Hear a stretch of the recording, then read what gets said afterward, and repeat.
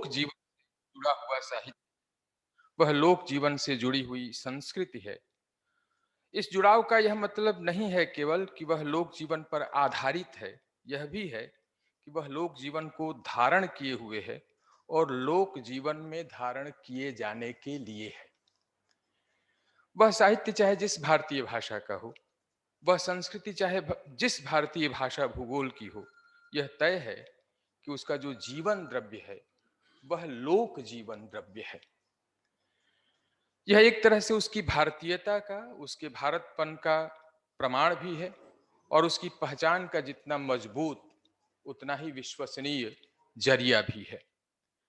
हम जब लोक जीवन कहते हैं तो जाहिर है कि लोक जीवन को जीवन से कुछ अलग समझते हैं या कम से कम अलग से समझना चाहते हैं, कुछ बढ़कर या घटकर या कम से कम हटकर।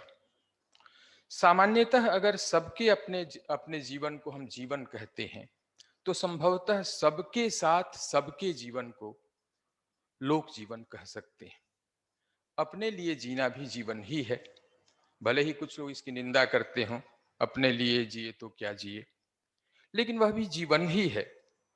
और किसी और के लिए जीना भी जीवन ही है। हो सकता है कि जैसा कुछ लोग कहते हैं थोड़ा बेहतर जीवन हो, लेकिन अपने जीने को औरों के जीने में ही संभव पाना और अपने जीने में औरों के जीने को संभव किए रखना, यह लोक जीवन है।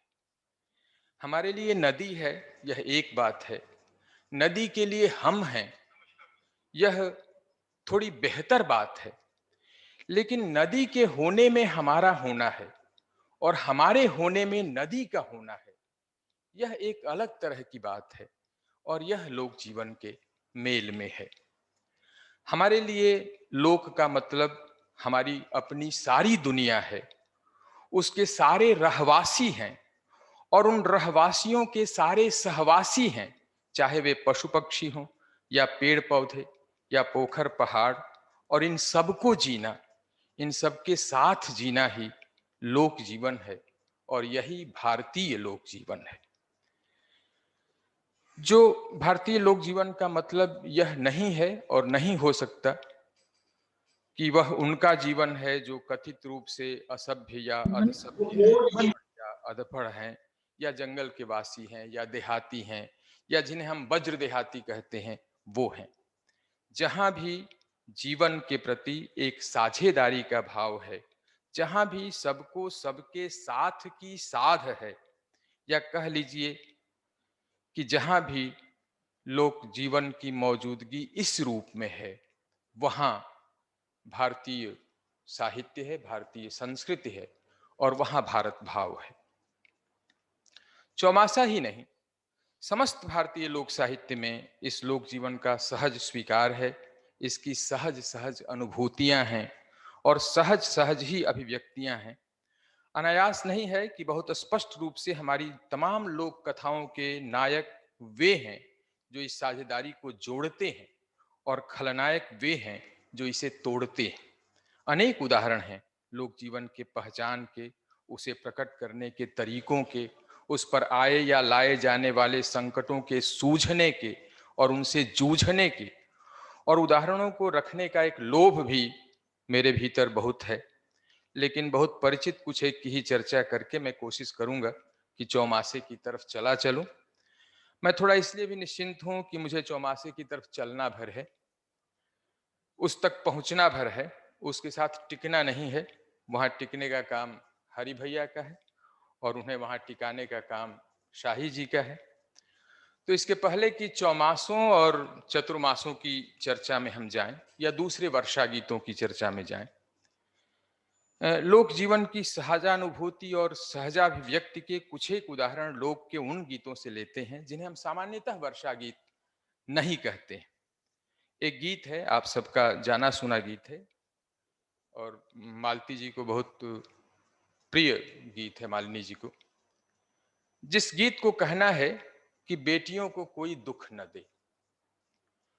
और जाहिर है कि उस लोक को अगर यह कहना है कि बेटियों को कोई दुख न दे, तो उस लोक ने उस लोक में बेटियों को दुख दिए जाते हुए जाना है। और जब बेटियों के दुख की बात है तो जाहिर है कि ये सास ससुर और ननद और देवर और भसुर की तरफ से दिया जाने वाला दुख नहीं। लेकिन मुझे जिस बात को यहाँ पर रखना है वो ये है कि जिस गीत को ये कहना है कि बेटियों को कोई दुख न दे, वह इसे कहने के पहले यह कहता है कि बाबा निमिया के दाढ़ी जनी काट, निमिया चिरैया बसेर बलैया ले हूं बीरन के। और इससे बल लेकर तब कहता है कि बाबा बिटिया के जनी केहू दुख देहू, बिटिया चिरैया के नाई बलैया ले हूं बीरन के। पहले वो यह कहता है कि बाबा सबरे चिड़ैया उड़ी जई हैं, रही जई हैं निमिया अकेल। और तब ये कहता है कि बाबा सबरे बिटियावा चली जई हैं, रही जई हैं मैया अकेल। तो यह जो नीम की, चिड़िया की, बेटियों की, माँ की, उनके जीवन की साझेदारी है, जिस साझेदारी को पिता से साझा किया जा रहा है, जिसमें भाइयों की बलाएं अपने सिर माथे ले लेने की बात है, वह लोक जीवन है। और ऐसे बहुत सारे उदाहरण हैं। यह कोई एक उदाहरण नहीं है, उदाहरणों का जखीरा लगा है। समय कम है और हम इतने आम है इस तरह के उदाहरण कि आप इसे एक भोजपुरी लोकगीतों की या लोकगीतों की कथन पद्धति के रूप में ले सकते हैं। और यह कोई अकेली कथन पद्धति नहीं है, सबको जोड़ लेने वाली अनेक पद्धतियां हैं। मैं एक का और उदाहरण देता हूं। एक कन्यादान के अवसर का गीत है, बहुत 4 पंक्तियों का गीत है कि बाबा जे बिटिया निकारें, बाबा जे धियवा निकारें जैसे रे जल माछर, आमा जे धियवा चुरावें जैसे रे घीव गागर, बाबा के बिहरे करेजवा जैसे रे जेठ काकर, आमा के बरिसे नयनवा जैसे रे भादो बादर। ये अद्भुत उपमाएं हैं, लेकिन इन उपमाओं पर मुझे कुछ नहीं कहना है। मुझे ये कहना है कि 4 पंक्तियों का ये गीत बिना किसी एक पंक्ति को भी ज्यों का त्यों दोहराए घंटों गाया जा सकता है और घंटों गाया जाता है। वो ऐसे कि जहां आमा है वहां चाची आ जाएंगे, जहां बाबा है वहां चाचा आ जाएंगे, मझिला चाचा आ जाएंगे, संझिला चाचा आ जाएंगे, फुआ फूफा आ जाएंगे, भाई भौजाई आ जाएंगे और गीत चलता रहेगा। ये सबको जोड़ने का भाव है। ऐसा नहीं है कि और एक तो झूला गीतों में जो होता है ना कि बड़ा छोटा सा बच्चों का है कि तोर तोर पापा ना झुलावे, तोर आमा ना झुलावे, तो के हम ही झुलाए।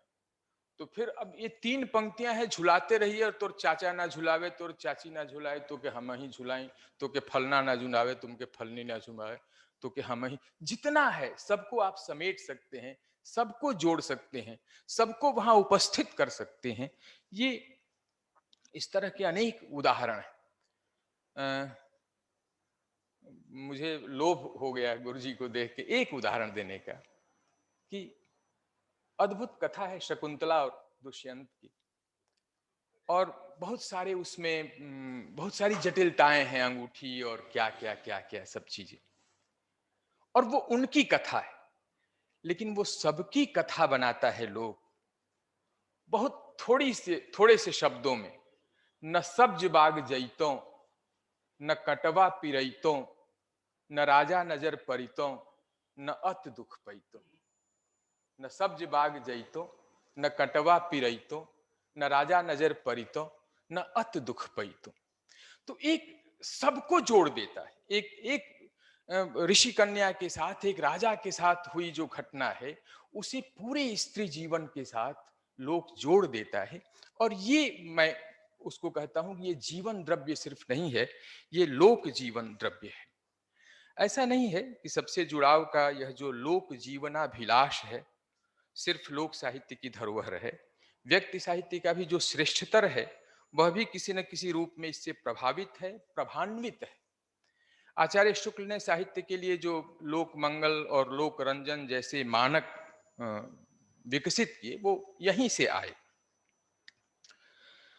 लेकिन यह कहने में कोई हिचक नहीं होनी चाहिए कि लोक साहित्य की धाराओं में यह जितनी सहजता से है, उतनी सहजता से व्यक्तिकृत साहित्य में असंभव तो नहीं है, लेकिन दुरूह जरूर है।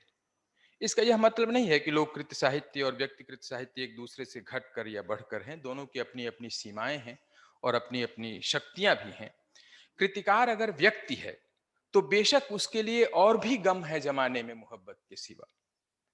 लेकिन कृतिकार अगर लोक है तो उसका हर गम एक तरह से मोहब्बत का गम है। हर राहत वस्ल की राहत है। यह मान लेने में हर्ज नहीं है कोई कि एक रचनाकार के रूप में व्यक्ति ने विषय को विस्तार दिया भी है और विषय के विस्तार को साधा भी है, लेकिन विषय के लिहाज से अपने अपेक्षाकृत सीमित परिसर में एक रचनाकार के रूप में लोक ने जिन गहराइयों को छुआ है, हर वह व्यक्ति रचनाकारों के लिए आकांक्षा की वस्तु है। एक मैं उदाहरण देता हूं, सिनेमा के अक्सर देता हूं, सिनेमा के सदाबहार गीतों में से एक गीत है, ठाड़े रहियो ओ बांके यार, ठहरो लगाई आऊं नैनों में कजरा, चोटी में गूंथ आऊं फूलों का गजरा, कर आऊं सोला सिंगार, ठाड़े रहियो। और अब वो लोकगीत जिस पर ये गीत आधारित है, और वो लोकगीत है कि तनी ठहर कन्हाई घरीलवा घरे धैले आई घरीला बनौले आई जेवना, कैले आई सोरहो सिंगार, घरीलवा घरे धैले आई।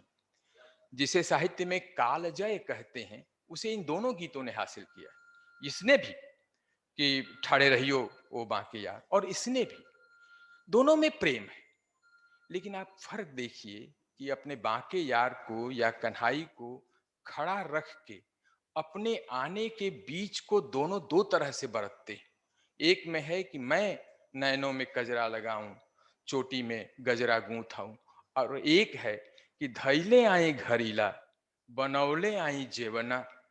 उसको नया पकड़ना है तो पुराने को छोड़कर नहीं पकड़ना है, उससे जुड़े रहना है, उसको ये काम करके आना है, तब कैले आई सुरहो। और गीत में आगे जाइएगा तो बनौले आई जेवना, तमाम काम है जिसको वो करके तब आएगी। तो ये एक तरह से इसमें वही बात है, और बिना किसी स्वशब्द वाची दायरे के दावे के है कि मुझे जगत जीवन का प्रेमी बना रहा है प्यार तुम्हारा।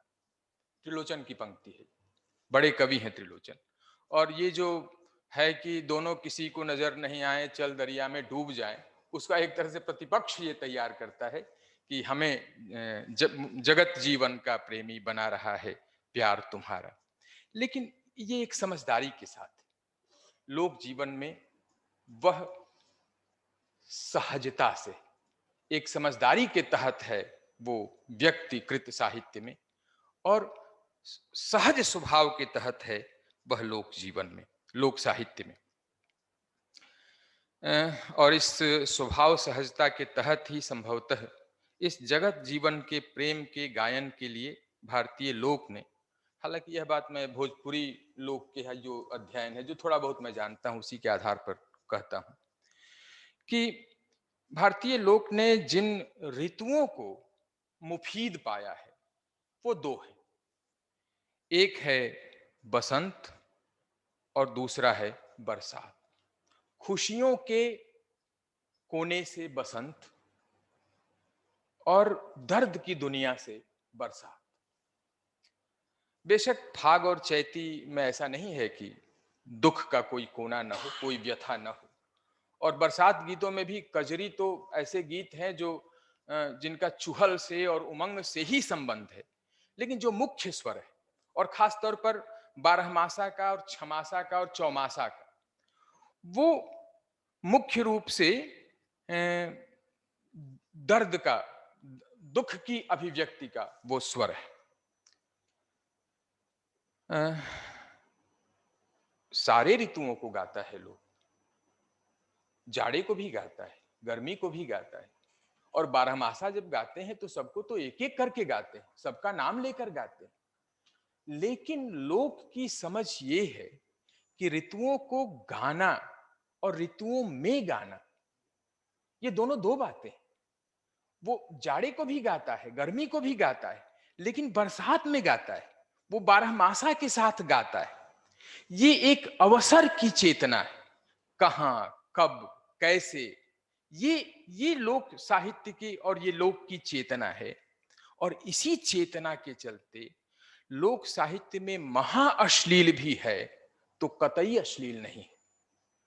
और आज जो हमारे बहुत ज्वलंत मुद्दा है ये अश्लील गायन का और अश्लील गायकों का, तो वहां पर अश्लीलता इसलिए भी है कि उनके पास न अवसर की चेतना है और न संबंध की चेतना है। ये अवसर और संबंध की चेतना के चलते लोक साहित्य अश्लील होता भी है तो नहीं होता, और वे अश्लील हो जाते। तो मुझे इस दिशा में बहुत जाना नहीं है, अश्लीलता वाले मुद्दे पर।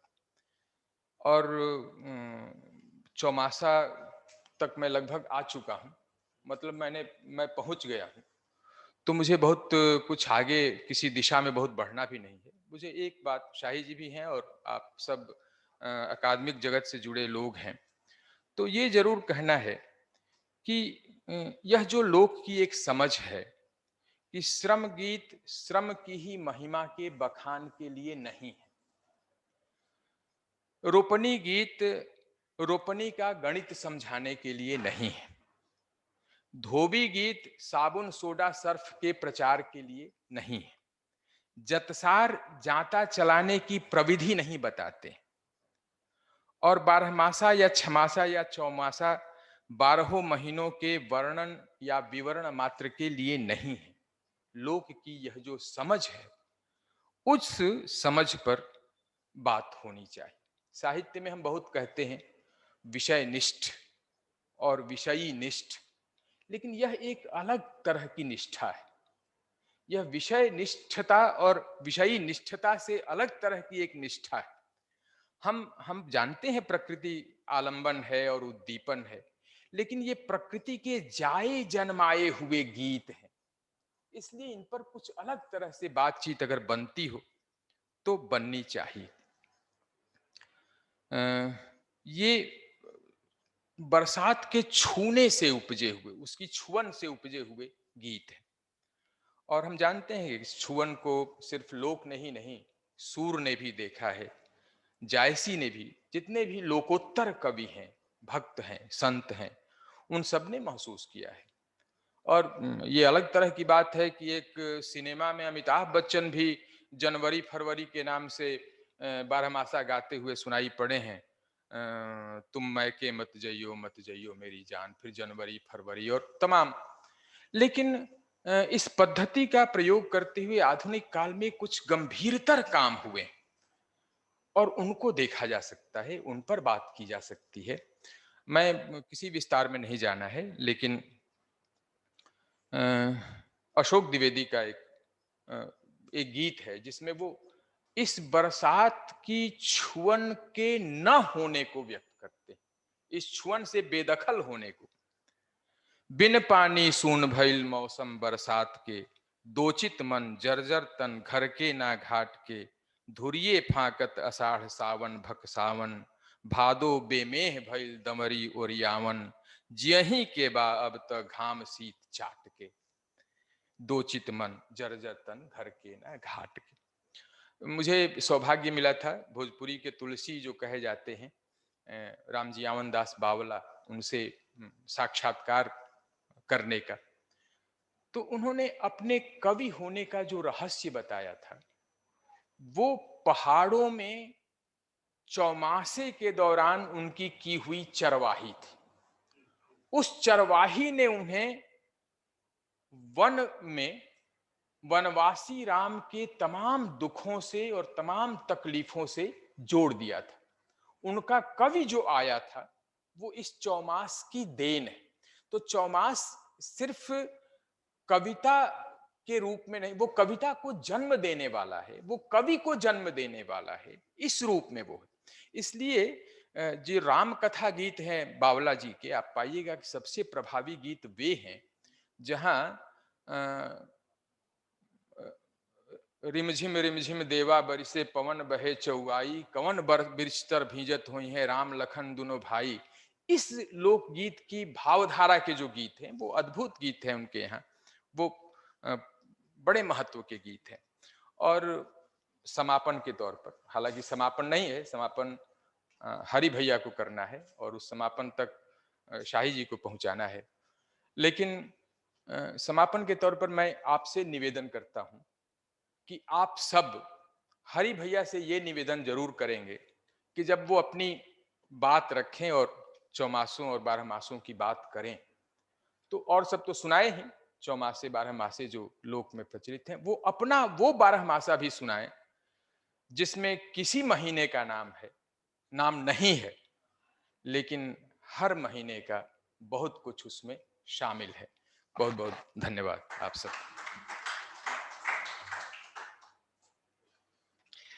धन्यवाद डॉक्टर प्रकाश उदय। आपने जैसा कहा था कि मेरा काम केवल चलाकर छोड़ने का है, आपने बहुत खूबसूरत जगह पर लाकर इस सत्र को छोड़ा है। मुझे तो सुनते हुए यही लग रहा था कि एक एक सत्र अपने आप में एक एक संगोष्ठी का विषय हो सकता है, तो आयोजक इस पर आगे सोच सकते हैं। मैं बहुत सम्मान के साथ प्रोफेसर सदानंद शाही से आग्रह करूंगा, जो पूरे मुझे लगता है कि हिंदी समाज में अपने संत साहित्य पर जो उनका काम है उसके लिए भी वो प्रख्यात हैं। मैं उनसे आग्रह करूंगा कि वो अपना विषय हमारे बीच में।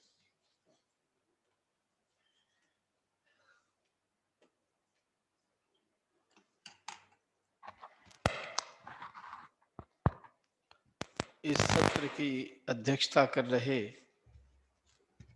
परम आदरणीय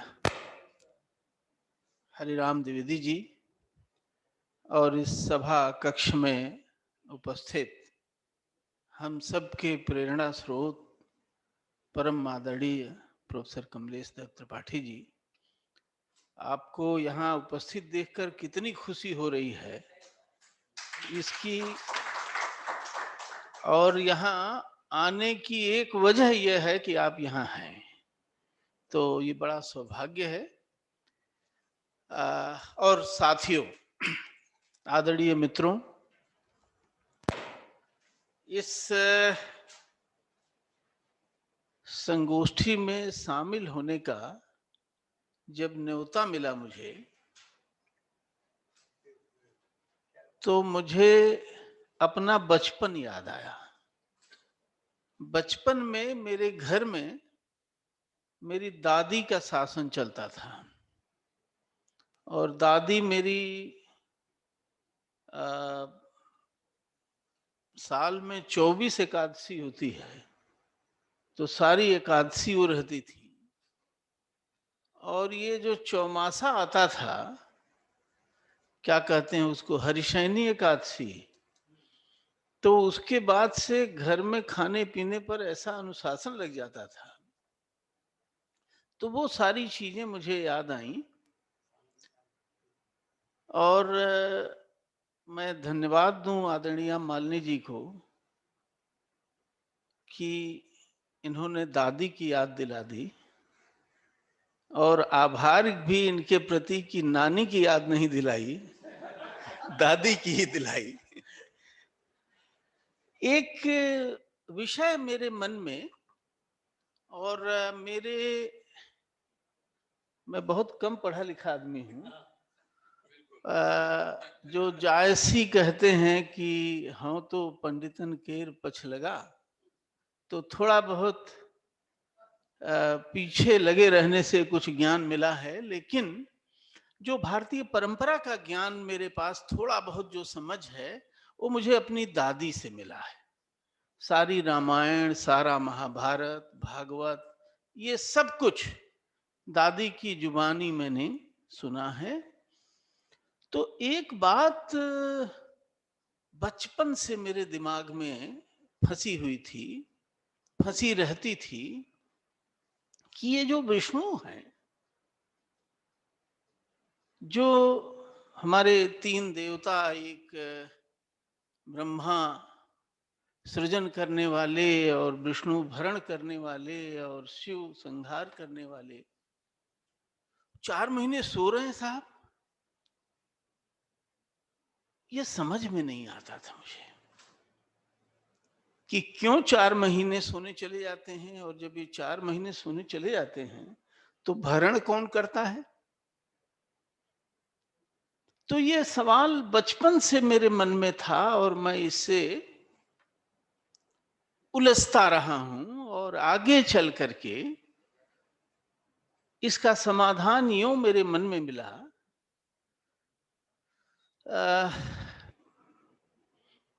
जवाहरलाल नेहरू जब प्रधानमंत्री थे और नारा दिया था उन्होंने कि आराम हराम है, एक बार वो चले गए दून घाटी में छुट्टी मनाने, तो अखबारों में बड़ी आलोचना हुई कि दुनिया को नारा देते हैं कि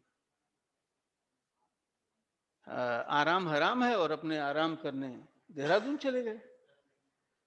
तो हिंदी के कवि मुक्तिबोध ने एक निबंध लिखा, दून घाटी में नेहरू, और नेहरू के छुट्टी पर जाने की को डिफेंड किया है उन्होंने।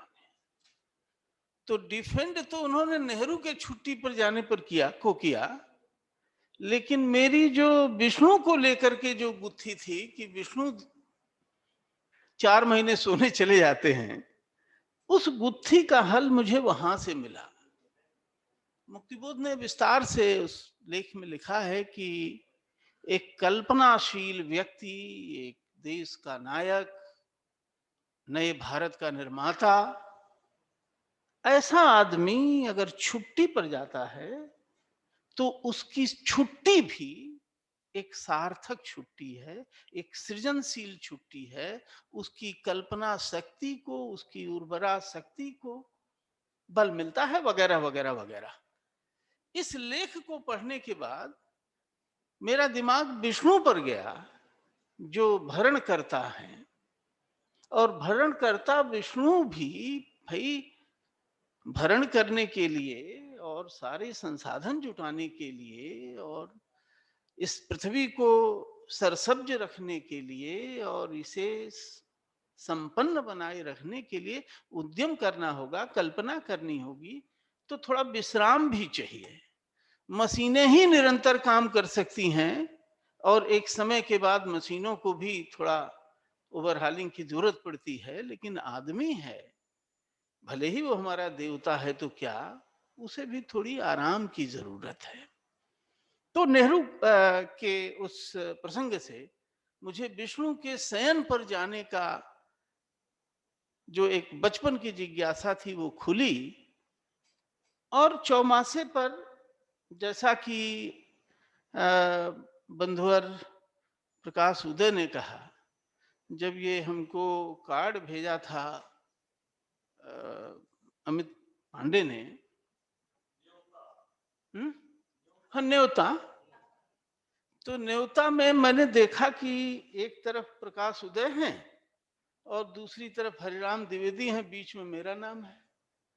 तो मुझे कबीर का दोहा याद आया कि चलती चक्की देख के दिया कबीरा रोए, दुई पाटन के बीच में साबित बचा न कोई। तो एक लोक के चलते फिरते विश्वकोश, जैसा कि प्रकाश उदय ने कहा, और दूसरे स्वयं एक बहुत ही प्रतिभा संपन्न, और मैं क्या मेरे गुरु केदारनाथ सिंह ने सार्वजनिक रूप से काशी हिंदू विश्वविद्यालय में भाषण देते हुए कहा कि भोजपुरी कविता के भविष्य हैं प्रकाश उदय। तो ऐसी 2 शख्सियतों के बीच इन्होंने मुझे रख दिया है। तो मैंने अपनी नियति मान ली कि वो गेहूं वाली नियति है मेरी। तो इसलिए मुझे बहुत कुछ नहीं कहना है, केवल मेरे मन की जो गुत्थियां समय के साथ सुलझती गईं, उनकी ही थोड़ी चर्चा करके मैं आदरणीय हरिराम जी को के पास लौटूंगा। ये चौमासा जो है, एक तरफ ये बताया जाता है कि साहब चौमासे में शुभ कार्य नहीं होता है, दूसरी तरफ सारे व्रत चौमासे में, जैसा कि राकेश जी अपने ओजस्वी व्याख्यान में कह रहे थे, सारे व्रत, सारे उत्सव, हैं? मेले ठेले सब इसी समय। मुझे बचपन की यह भी याद आती है कि इन्हीं महीनों में मेहमान खूब आते थे और मेहमानों को खाना खिलाना भी एक मुश्किल काम होता था, तो उसके लिए भी तैयारी रहती थी कि बता रहे थे प्रकाश जी की गोईठा भी रहे, लकड़ी भी रहे, सारी, कि मेहमान आ जाए तो उसको हम खिला सकें। तो ये मेहमान क्यों आते थे, और मुहावरे की तरह से प्रयोग भी किया जाता था कि भादो के मेहमान बिल बनाई। तो इन्हीं महीनों में जो मेहमान आते थे आराम से मेहमानी करते थे, 10 दिन 15 दिन 12 दिन रहते थे, रह के जाते थे, क्योंकि फुर्सत होती थी। उधर विष्णु देवता, विष्णु भगवान अपना सो रहे हैं और इधर मेहमान लोग मेहमानी कर रहे हैं। तो एक जो ये समय है आषाढ़ के उत्तरार्ध में, थोड़ा खेती और किसानी, जो बरसात की वजह से खेती और किसानी का काम थोड़ा रुक सा जाता है, तो किसान को भी, और मुख्यतः आज भी तमाम तकनीकी और तमाम तरह के विकास वगैरह के बावजूद देश तो ये किसान जीवन वाला ही देश है। तो किसान को इस महीने में थोड़ा अवकाश मिलता है, और अवकाश मिलता है तो वह भी थोड़ा उत्सव मनाता है, थोड़ा आनंद मनाता है, थोड़ा मेले ठेले का आयोजन करता है, थोड़ा नातेदारी रिश्तेदारी में भी जाता है। फिर एक व्याख्या मेरे मन में आई, कालिदास ने अभिज्ञान शाकुंतलम के आरंभ में प्रत्यक्ष देवताओं की चर्चा की है।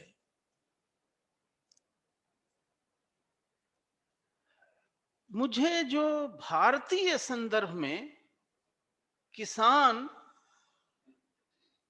अगर किसी देवता से उसको मिलाएं तो किसान की भूमिका तो विष्णु वाली ठहरती है, भरणकर्ता तो वही है। भरण पोषण का काम भारत में किसान ही करता है, और इस महीने में, इन 4 महीनों में किसान के पास थोड़ा सा विश्राम का समय है, थोड़ा आराम का समय है, और वो थोड़े विश्राम और थोड़े आराम में ही वो अपना उत्सव करता है, अपने व्रत त्योहार करता है, नातेदारी रिश्तेदारी में मिलता जुलता है। और ये जो शादी ब्याह नहीं होते हैं तो हमको लगता है कि इतना पानी यानी बरसता है, मौसम चर्चा की इन्होंने आदरणीय अरे चंदौली वाले कवि की, बावला जी की चर्चा की इन्होंने। तो ये सामान्य जीवन जीने के लिए और काम करने के लिए ये थोड़े कठिन महीने होते हैं, क्योंकि प्रकृति जो है एक दूसरे ढंग की होती है। तो इसमें किसान थोड़ा आराम करता है, थोड़ा उत्सव के मूड में रहता है, और किसान और विष्णु के बीच का एक संबंध मुझे नजर आया। मैं गलत हो सकता हूं, आचार्य के सामने मैं ये बात कह रहा हूं, लेकिन मेरे बाल मन में ये बात आई कि सबसे निकट जो देवता किसान के, माने प्रकृति के हिसाब से, कार्य के हिसाब से विष्णु और किसान एक दूसरे के प्रतिरूप मुझे जान पड़े।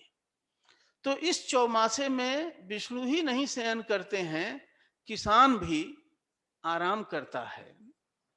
और बिल्कुल ठीक बात है कि भारतीय साहित्य की बात करनी है और भारतीय संस्कृति और चौमासे की बात करनी है, इतने विस्तार में न जाने की मेरी क्षमता है और न जाने का अवकाश है। लेकिन बारहमासे की बात हो रही थी और बिहारी ने जायसी का जो बारहमासा है, नागमती का विरह वर्णन हो, एक ऋतु वर्णन की परंपरा भारतीय साहित्य में और हमारे हिंदी साहित्य में और लोक साहित्य में भरपूर है। उनका उदाहरण देने की, केवल आपको याद दिलाने की मैं केवल इशारा कर रहा हूं। जायसी के बहाने से उस विरह वर्णन को आचार्य शुक्ल ने कहा कि विरह वर्णन में सर्वोत्तम है। उस विरह वर्णन को पढ़िए जो जायसी के यहां है। उसके पहले आप जाएं तो अपभ्रंश कविता में संदेश रासक में जो ऋतु वर्णन के हवाले से, षड्ऋतु वर्णन के हवाले से अब्दुल रहमान ने जो वर्णन किया है, उसको भी देखें तो एक बात का एक रहस्य हमारे सामने खुलता है। हम लोग भोजपुरी अध्ययन केंद्र में काम करते हुए बार बार इसी काशी हिंदू विश्वविद्यालय के एक तेजस्वी आचार्य वासुदेव शरण अग्रवाल के जनपदीय अध्ययन और जनपदीय आंदोलन की चर्चा करते रहे हैं। एक भारतीय जीवन की एक खास विशेषता है कि इस जीवन में, यहाँ का जो जीवन है वो प्रकृति के साथ सीधा उसका संबंध है। प्रकृति का हल्का सा भी जो परिवर्तन आता है, उस परिवर्तन के साथ हमारे जीवन की शैली में, हमारे रहन सहन में, हमारे खान पान में, हमारे उत्सव उल्लास में, उस प्रकृति के साथ ही संबंध के साथ एक सीधा संबंध है और बदलाव आता चला जाता है। विरह वर्णन में जब भी हमारा कवि, चाहे जायसी कर रहे हों, चाहे अब्दुल रहमान कर रहे हों, चाहे और भी बहुत सारे कवियों ने किया है, तो मौसम का क्या असर है भी आदरणीय हरिराम द्विवेदी अपना बारहमासा सुनाएंगे। और जैसा कि बताया, महीने का नाम नहीं लेंगे और हमको समझ में आ जाएगा कि आषाढ़ आ गया है, हमको समझ में आ जाएगा कि सावन आ गया है। तो हमारे जीवन के साथ प्रकृति का और ऋतुओं का एक गहरा संबंध है। आज जब हम चौमासे पर विचार कर रहे हैं तो विचार करना चाहिए कि ये जो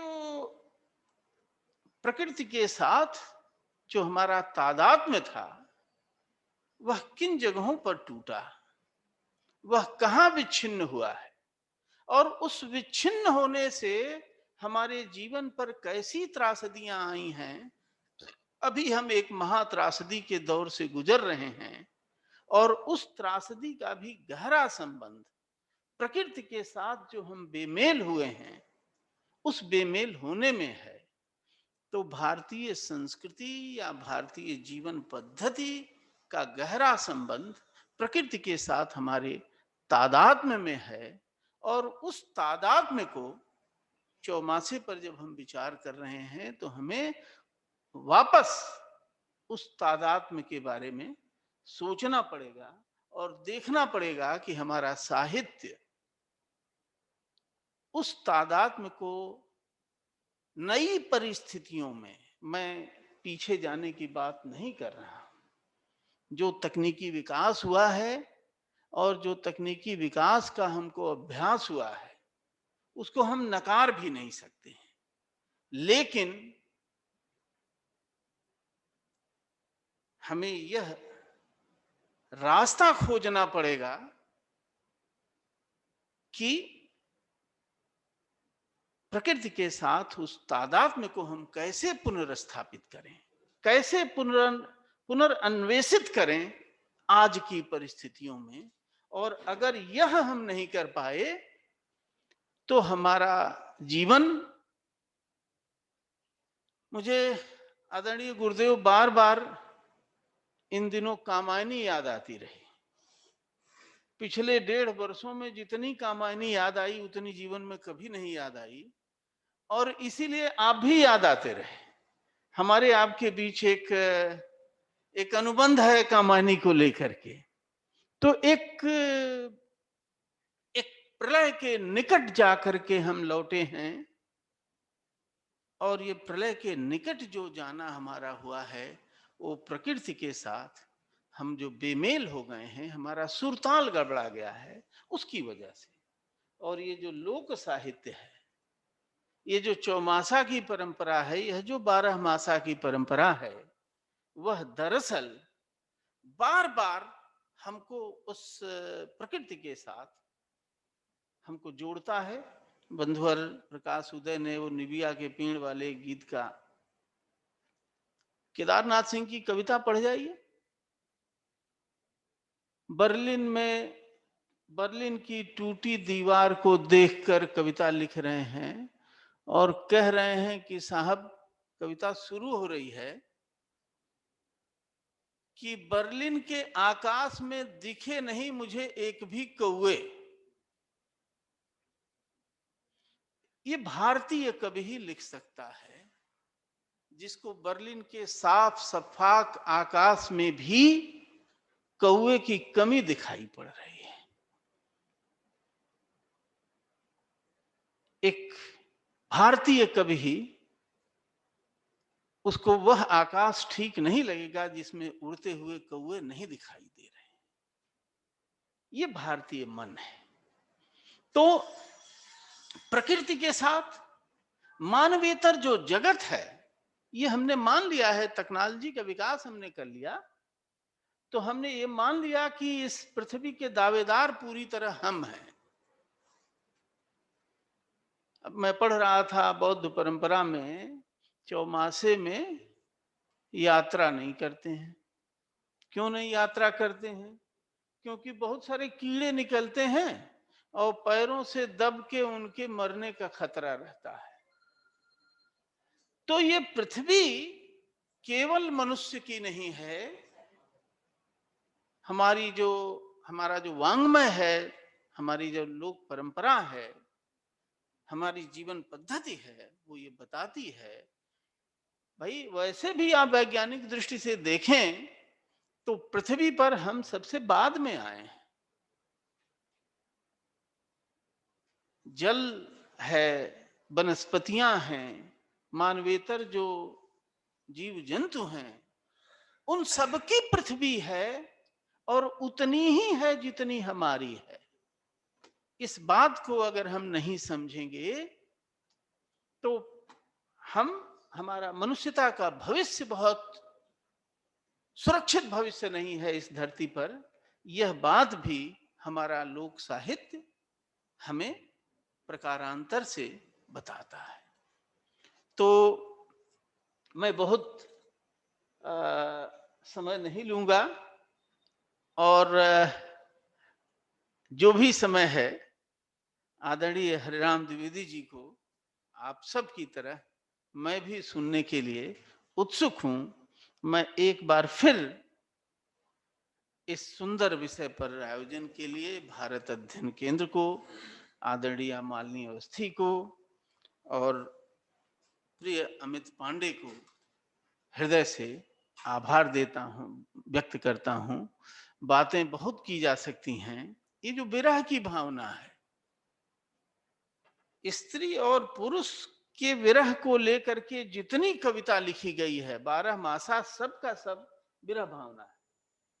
लेकिन उस विरह भावना में प्रकृति के साथ विरह और परमात्मा के साथ विरह, और वहां आप देखें तो परमात्मा भी प्रकृति से भिन्न नहीं है। वो सारी चीजें अंतर्निहित हैं। लेकिन फिलहाल मैं नहीं चाहता कि आपका हरिराम द्विवेदी से विरह बढ़े। बहुत बहुत धन्यवाद। धन्यवाद प्रोफेसर शाही। आप नहीं चाहते कि विरह बढ़े, लेकिन एक संकेत आया है तो थोड़ा सा विरह बढ़ाना पड़ेगा। सामने से कुछ लोग हैं जो इस चर्चा का हिस्सा बनना चाहते हैं, तो हम सत्र का स्वरूप थोड़ा सा बदल रहे हैं। जो भी सामने से अगर कुछ बात कहना चाहते हैं या फिर कुछ पूछना है तो अ, ये मंच खुला है।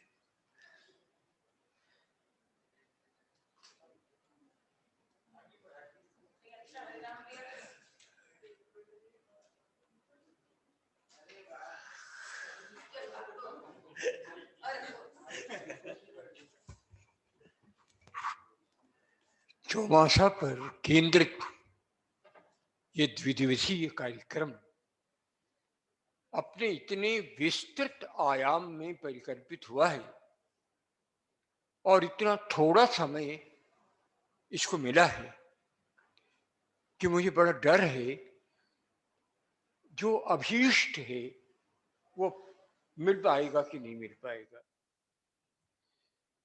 हमने आरंभ किया है अध्यात्म, ऋषि परंपरा और उससे संबद्ध प्रश्न,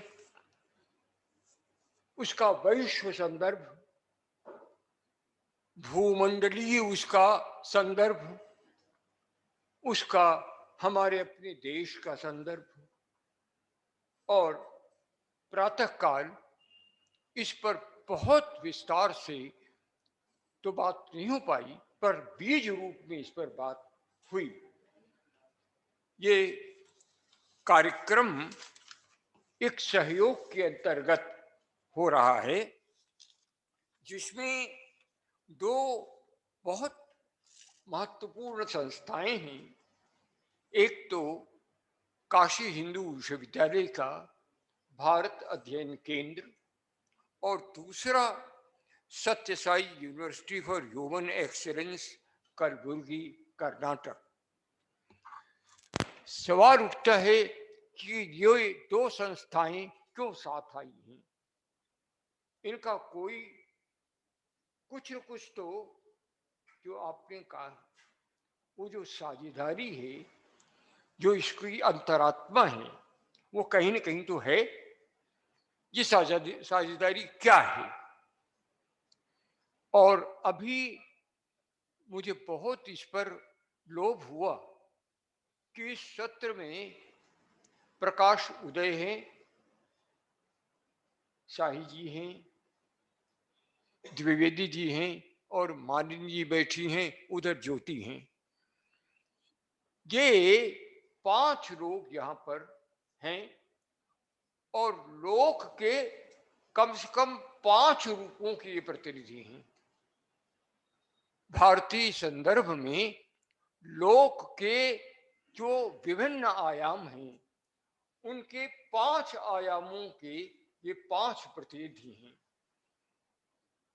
प्रकाश उदय हैं जो उस पूरे आत्मबोध को, जो 250 साल से हिंदुस्तान को मथ रहा है, हम क्या हैं, हम पश्चिम के साथ मुठभेड़ और उपनिवेशवाद का जो की आक्रांति और आक्रामकता, उसके बाद हम विवश हुए कि ये विचार करें हम हैं क्या। और यह विचार राजा राम मोहन राय से शुरू होता है और अभी तक चला आ रहा है। ये वर्तमान समय तक इस आत्मबोध का ये मंथन हो रहा है। इस आत्मबोध में एक तो वो रास्ता है जो राजा राम मोहन राय ने खोल दिया, एक दूसरा रास्ता है जिसको विवेकानंद ने, योगीराज अरविंद ने, महामना मालवीय ने और महात्मा गांधी ने जिसको खोजा। ये जो हम सारी बात कर रहे हैं, इसमें इस लोक को हम किससे अलग कर रहे हैं। लोक की सर्वसमावेशिता पर आपने बात की। लोक का भारतीय संदर्भ, लोक और वेद, आप चाहें तो उसको युग्म कहें, आप चाहें तो उसको मिथुन कहें, और आप चाहें जो कि होता रहा है आप उसको द्वंद्वात्मक कहें। लेकिन यह जो आप शब्द है ये उसका मिथुन भाव है, उसका युग्म भाव है, और उसको उलट के द्वंद्वात्मकता की भाषा में उस लोक को परिभाषित करने का प्रयत्न लगातार हो रहा है। अपनी जगह पर उसकी अपनी संभावनाएं हैं और भी बातें हैं। ये जो है इस लोक को हम अपने अपने लोकतंत्र, परलोक, लोकोत्तर इन शब्दों का प्रयोग किया है। यह लोकोत्तरता क्या है? साहित्य में वो लोकोत्तरता का अर्थ क्या होता है क्या, परिभाषित कैसे किया गया है? उसको जब अलौकिक कहा जाता है तो उस अलौकिक का मतलब क्या होता है? क्या वो लोक नहीं है? जब वो अलौकिक कहा जाता है तो क्या लोक का वह निषेध है? जब उसको लोकोत्तर कहा जाता है तो क्या वह लोक की अतिक्रामिता है, ट्रांसेंडेंस है? Is it transcendental? इन शब्दों का अर्थ क्या है? और इनको लेते हुए फिर साहित्य में, और फिर हम, जैसा मैंने कहा, हम किससे बिलगाना चाहते हैं? वेद से लोक को बिलगाना नहीं चाहते। संपूर्ण भारतीय चिंतन में लोक और वेद मिथुन है, एक युग्म है, एक जोड़ा है, एक जोड़ा है जो एक से दूसरे को पूरित करता है। वेद लोक को पूरित करता है और लोक वेद को पूरित करता है। दोनों के एक के बिना दूसरा अधूरा है। इस बात को आचार्य युगल किशोर मिश्र ने भी कहा और आचार्य शुक्र ने भी कहा। ये दोनों वेद के हमारे प्रामाणिक विद्वान हैं। इस कक्ष में आज ये थे कि वो परस्पर एक बाइनरी अपोजिट नहीं है। यदि हम कपिला जी के शब्द को उधार लें तो बाइनरी अपोजिट नहीं है। ये पूरी परंपरा में ऐसा विरोध नहीं है कि जो कभी मिल ही नहीं सके। ये बाइनरी अपोजिशन है। ये किस तरह का है? यह एक दूसरे की परिपूरकता के प्रतिनिधि हरिराम द्विवेदी हैं, मालिनी जी अवस्थी हैं, और ये सामने ज्योति सिन्हा है, जो इस संपूर्ण, जहां ये अभी दो फांक नहीं हो पाई है, वो साहित्य जो ये रचते हैं, जो है उसको आत्मसात करते हैं, लेकिन वो स्थगित नहीं हो गया है, वो धारावाही है और जिस पर ये रच रहे हैं। ऐसे सैकड़ों लोग इस दुनिया में हैं, देश में हैं। एक वो धारा थी जिसको धूमिल रच रहे थे, लेकिन एक ये हैं हरिराम जी हैं, दूसरी ओर मालिनी जी हैं, जो उस संपूर्ण परंपरा को आत्मसात करके और उसको लोक में संक्रांत कर रही है। पर ये वो कौन लोक है जिसकी अपील आप के तक बैठी है, जो आपकी प्रतीक्षा करती है? और ये कौन लोक है जो आपसे बात नहीं करना चाहता या आपको सुनना नहीं चाहता? है, इसी देश में है। वो अब जो आत्मगौरव महसूस करता है अपनी भाषा न बोलने में, अपनी भाषा का तिरस्कार करने में, अपनी उस संगीत, अपने चिंतन, अपनी कला, उसको स्वीकार करने से इनकार करता है।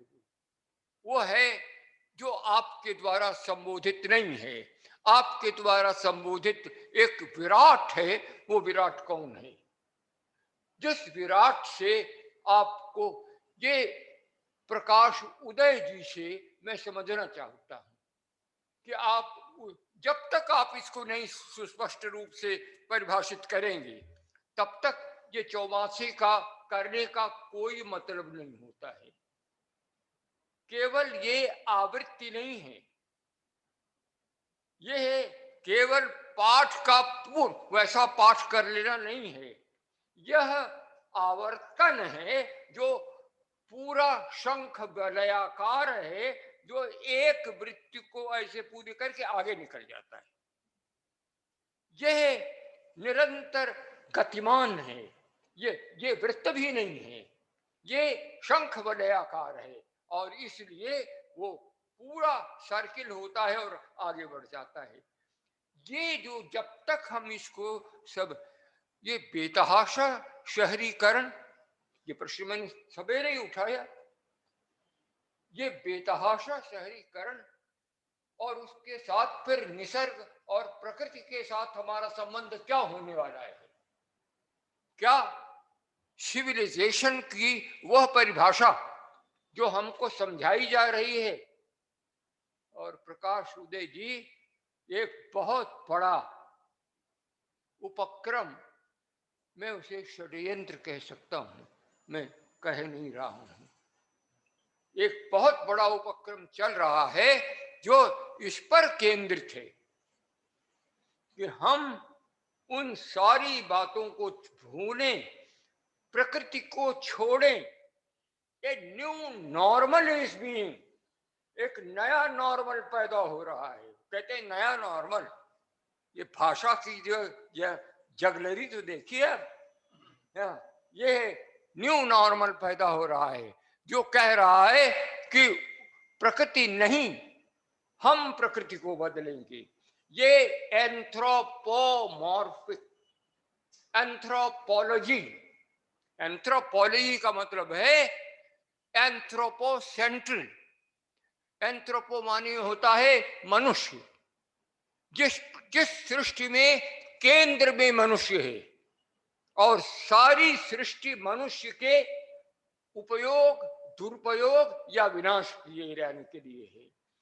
ऐसे में जहां वैरी है निसर्ग, जहां हमारी स्वाभाविक वैरी है ये निसर्ग, जिसको हमको परास्त करना है, एक वो है और वो है एंथ्रोपोलॉजी।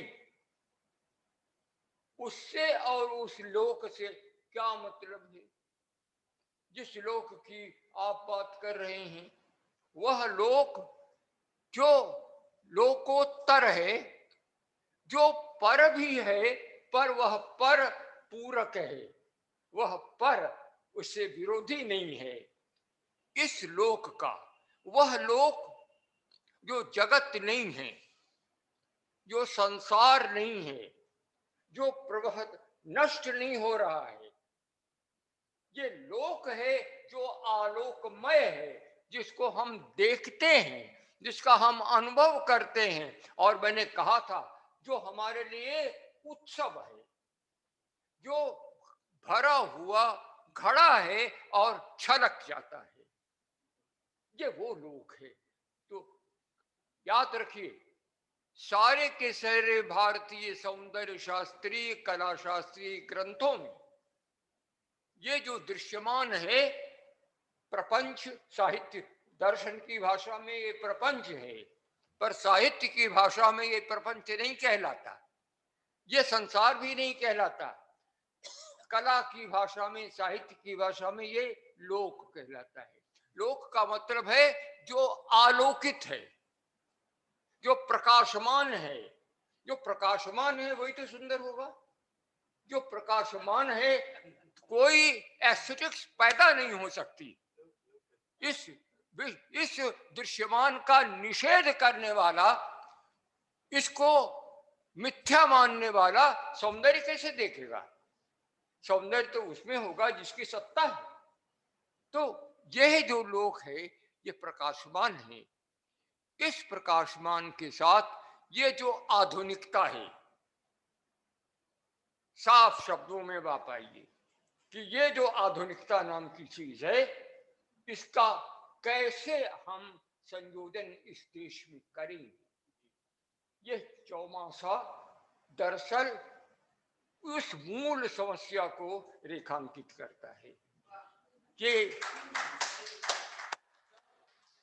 ये आगे इस पर मुझसे रहा नहीं गया कि जब शाहे जी यहाँ बैठे हुए हैं, जब प्रकाश उदय जैसे हमारे युवा चिंतक यहाँ पर बैठे हैं, जब हमारे द्विवेदी जी बैठे हैं जो उस धारा के को आगे ले जा रहे हैं, हमारी ये विदुषी बैठी है ज्योति सिन्हा जो उसका पर्यवेक्षण कर रही लगातार लगातार उसके ऊपर काम कर रही है और इंटरप्रेट कर रही है, व्याख्या कर रही है उसकी, और हमारी ये जो सारी धरोहर को, सारी विरासत को समेट कर और सारी देश में फैला रही हैं।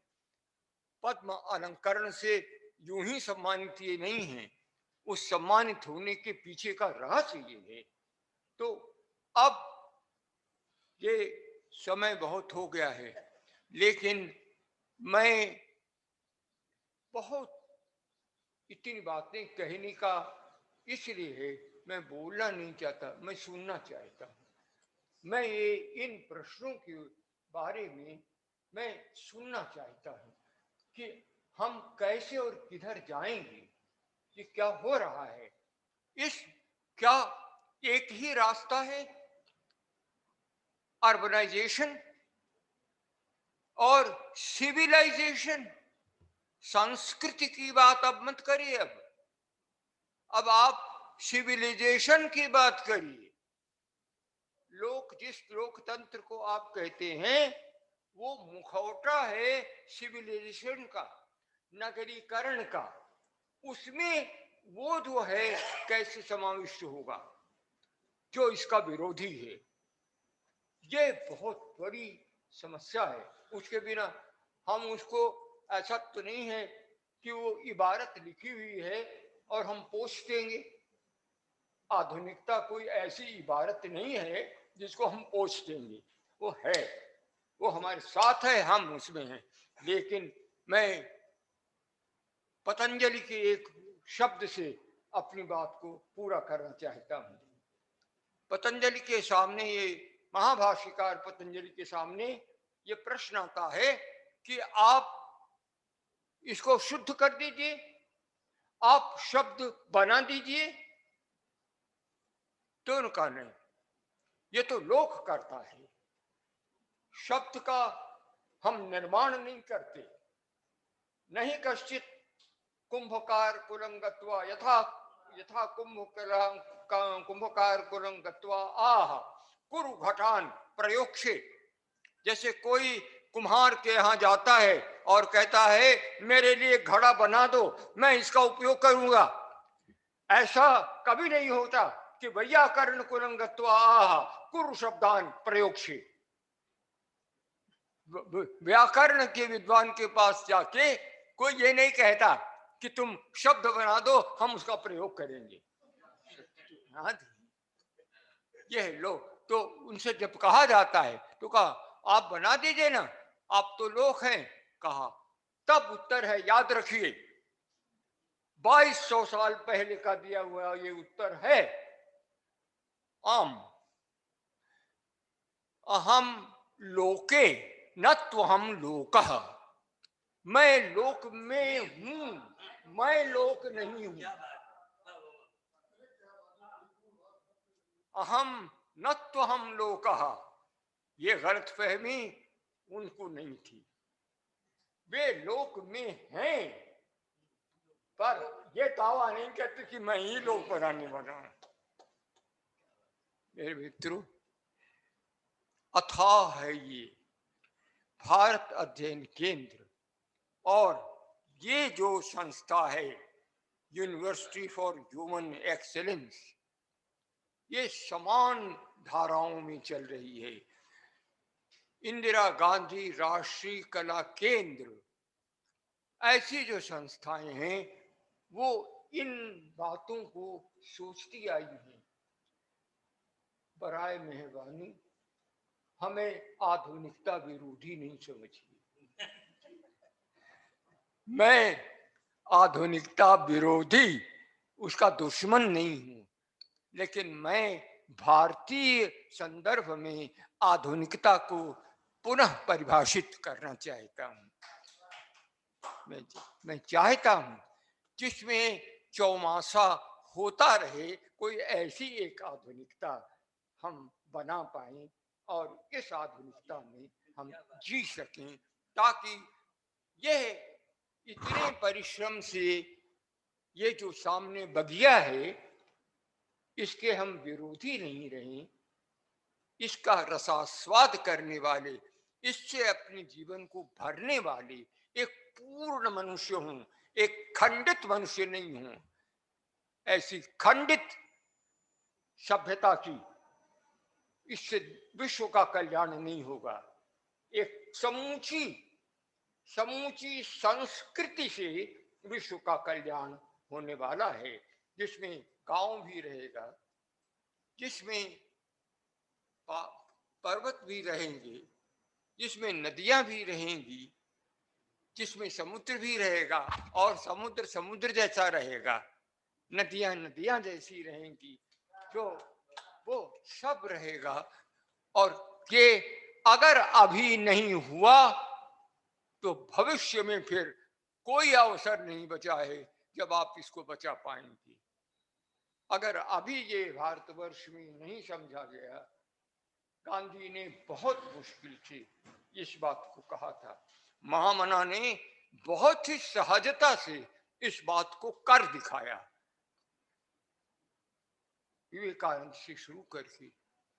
और इसलिए किताबें तो लिखी जाती हैं, रिलीजियस रिपब्लिक, लेकिन रिलीजियस रिपब्लिक जैसी किताबों में सबका नाम होता है, महामना मालवीय का नाम नहीं होता है। कृपया इसको समझिए, ये किताबें आ रही हैं, लिखी जा रही हैं। हमारे संविधान में धर्म चक्र तो है, धर्म चक्र सबसे ऊपर है, तो इसलिए रिलीजियस रिपब्लिक है। लेकिन विवेकानंद अगर नहीं है और महामना मालवीय नहीं है, और अगर लोकमान्य बाल गंगाधर तिलक नहीं है, तो रिलीजियस रिपब्लिक कैसे होगा? किसी बात की है। ये बहुत ही जटिल प्रश्न है, जिसकी ओर मैं अपने इन सभी साथियों से इनका ध्यान आकृष्ट करता हूं।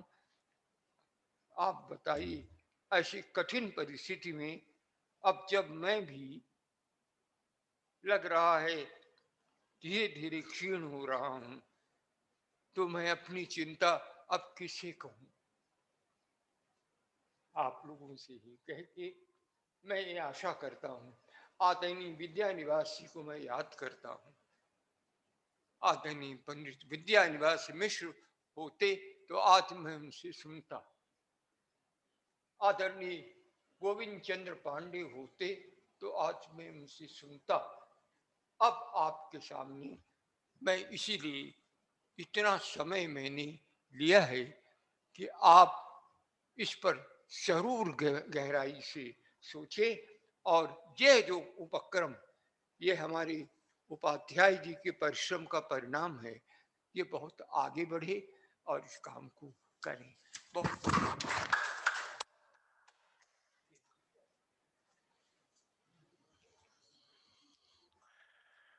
हमारे सामने बहुत सारे प्रश्न आदरणीय त्रिपाठी जी ने छोड़े हैं, लेकिन समाधान के साथ। उनका मार्गदर्शन हम लोग का बहुत लंबे समय तक मार्गदर्शन करेगा, ऐसा हमारा विश्वास है। मैं अब बहुत सम्मान के साथ आदरणीय हरिराम जी को आमंत्रित करता हूँ।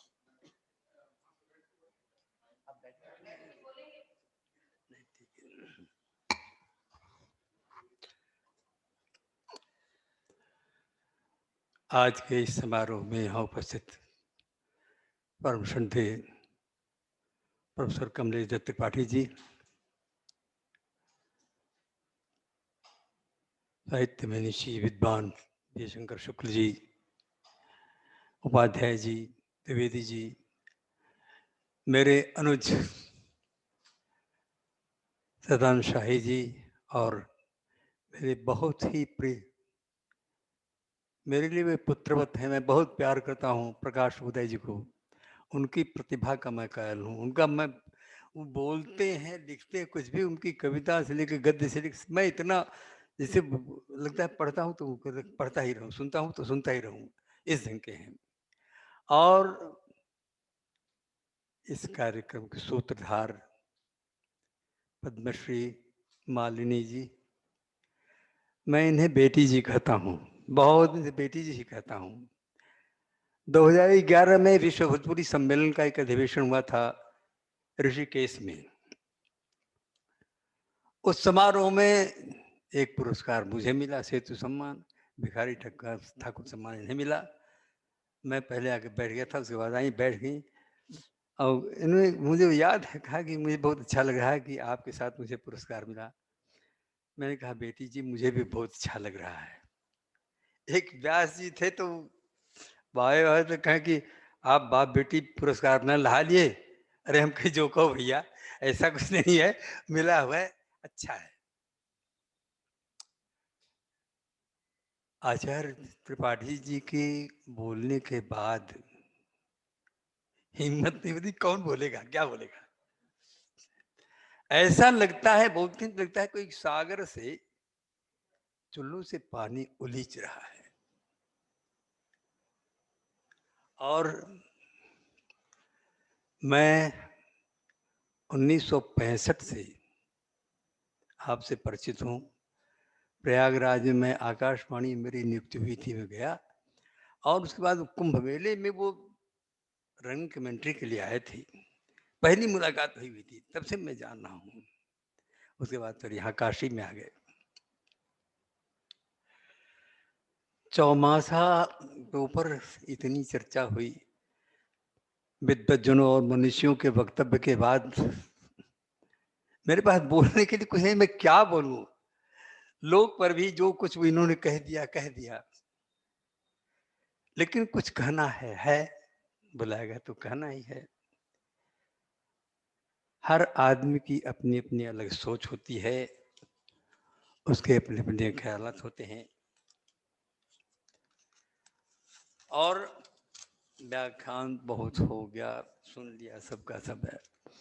उस विषय पर अब और चर्चा करके मैं सीधे केंद्रित हो रहा हूं आगे, जो लोक में चौमासा, और चौमासा जो है लोक गीतों में चौमासा गीत आता है, मैं उसी पर अधिक कुछ नहीं, बस केवल मैं उसी पर आ रहा हूं। कारण कि और सब बहुत व्याख्यान हो गए, बहुत सारा कुछ आध्यात्मिक, पौराणिक और ऐतिहासिक, जो कुछ भी जितनी बातें नहीं होगी विद्वानों ने कही हैं, और सब वैसा है कि स्तुत्य हैं, सबके व्याख्यान ऐसे किसी के होता है कि क्या क्या है। मैं सीधे लोक पर आ रहा हूं। जो लोक जीवन मैंने जिया है, जो महसूस किया है, उस बीच में लोक से जो कुछ मुझे मिला है, मैं उसे ही सामने रखने की कोशिश कर रहा हूं। लोक गीतों में चौमासा एक लोकगीत की एक शैली है। चौमासा, बारहमासा ऋतु गीत हैं। ये ऋतु गीतों की श्रेणी में ही आते हैं। 6 ऋतुएं हैं, सभी ऋतुओं के गीत हैं, लेकिन प्रचलन में पावस, वसंत और चैता चैती, ये इसके गीत ज्यादा लोकप्रिय हुए हैं, बहुत ज्यादा लोकप्रिय हुए। और यहाँ तक कि जो शास्त्रीय गायक हैं, उपशास्त्रीय गायन में लोगों ने कजरी, होली और चैती को जिससे गाया है, काफी लोकप्रिय बनाया है। लेकिन कुछ ही धुनें ली, जैसे कजरी की धुन तो लगभग 100 धुनें कजरी की, कुछ ही धुनों को उन्होंने लिया है। सबसे बड़ी बात ये कि ये लोक में जैसे कजरी की बात आई, तो कजरी मैं बताऊं कि कजरी केवल गायन नहीं है, कजरी एक पर्व है, त्योहार है। ये रक्षाबंधन के 3 दिन बाद भाद्रपद कृष्ण तृतीया को कजरी पर्व, कजरी तीज है। शुक्ल पक्ष में हरतालिका तीज पड़ती है।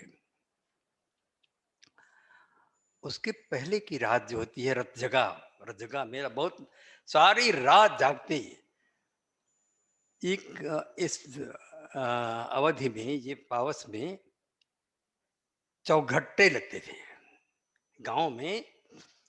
कई, जब बड़े गांव में तो कई चौघट्टे होते थे, नहीं तो एक चौघट्टा होता था छोटे गांव में। तो उसमें कोई भेद नहीं, छोटा बड़ा गरीब अमीर हर वर्ग की महिलाएं इकट्ठी। वो केवल ये भी बता दें कि केवल महिलाओं का पर्व है कजरी, और वो चौघट्टे पर केवल महिलाएं ही इकट्ठा होती थी। और जिस ढंग से वो गाती थी, काम काज करे, खा पी घर से गई, 8 बजे 9 बजे गई और 12 1 बजे 2 बजे तक गा नहीं, पानी बरसा है, भीग नहीं है, बस रुई पर देह पर सो गए। लेकिन 12 बजे 1 2 बजे के बाद घर आए, सोई अपना। ये क्रम रहा। वो जो रस वर्षा होती थी, वो धीरे धीरे वो भी खत्म। जैसा कहा कि शहरीकरण हो रहा, गांव पहले के गांव नहीं रहे, वे खेल नहीं रहे, वो बातें नहीं रही, वो पीड़ा। चूंकि हमने वो जीवन जिया है, उसको देखा है, उसके लिए तरसते हैं। नहीं नहीं मिलती बात। आधुनिकता की आंधी में सब उड़ गए। लेकिन बात चौमासा गीत की।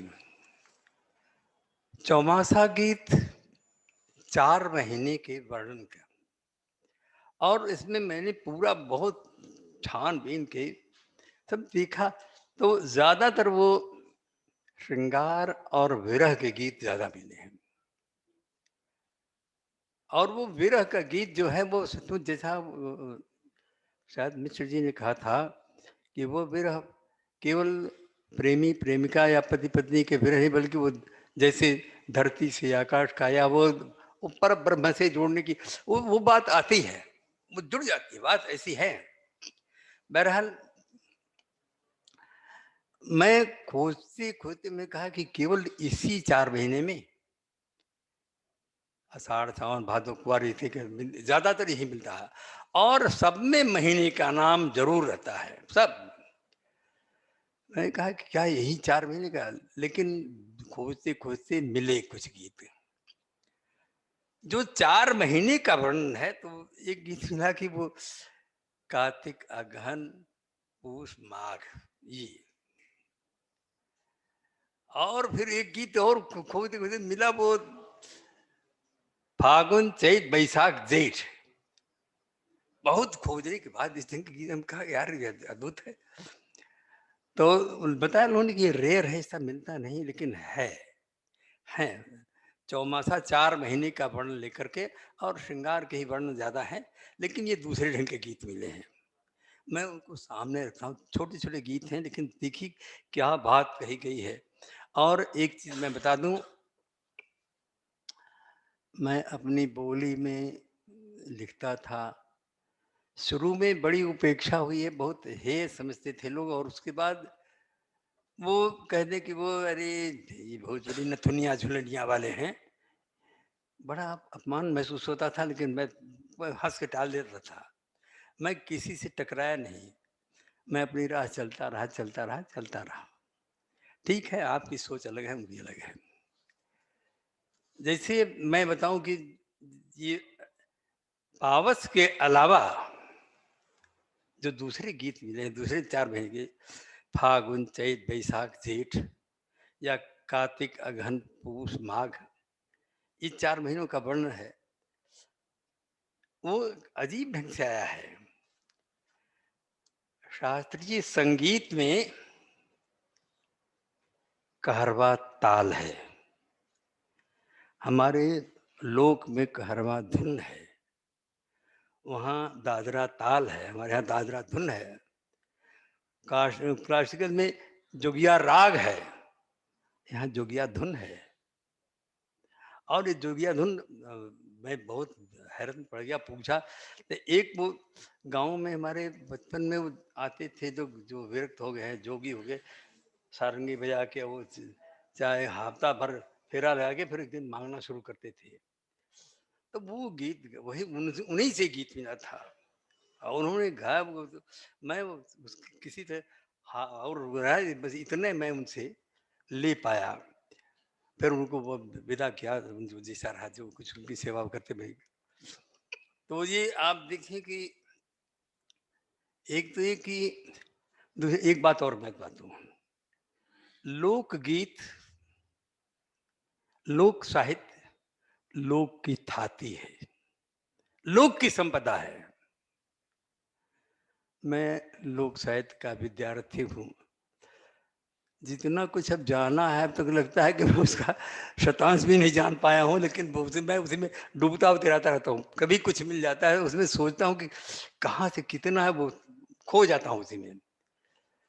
अपने को जैसे उस महासागर में एक बूंद की तरह अपने को जोड़ करके धन्य समझता हूँ। तो इस लोक संपदा को बहुत संजो कर रखना है, बहुत बचा कर रखना है, कारण कि ये चीज चली जाएगी तो हमारी अपनी पहचान खत्म हो जाएगी। और कोई भी बोली हो, कोई भी भाषा हो, वह केवल बोली या भाषा नहीं होती, वह उस अंचल की संस्कृति होती है। वहां की पूरी सभ्यता, पूरी जीवन शैली, सब वो जो चर्या है सब जुड़ी रहती है। आप सुने ये गीत जो जोगी से मिला था, फागुन चैत बैसाख जेठ 4 महीने का वर्णन है, किस तरह से किया है।